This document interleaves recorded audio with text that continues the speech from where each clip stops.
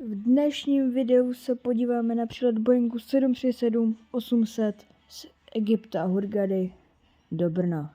Můžeme jít na. Teďka tady máme ještě Boeing 737 MAX do Antálie a 320.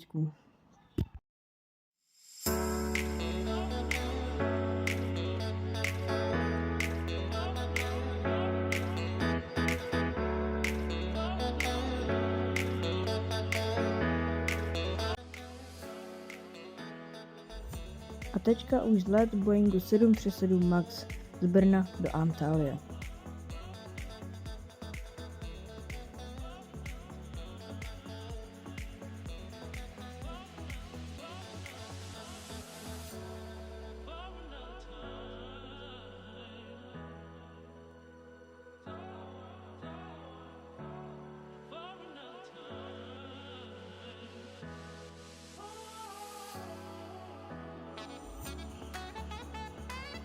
A teďka po 4hodinovém letu už konečně přistává Boeing 737-800.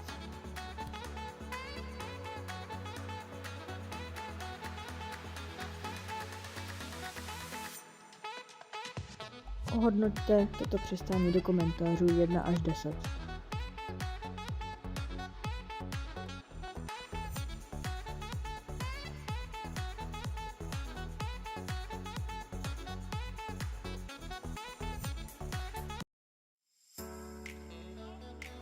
A teďka už Boeing 737 na stojance a pokud chcete vidět další videa, tak mě sledujte. Zatím čau.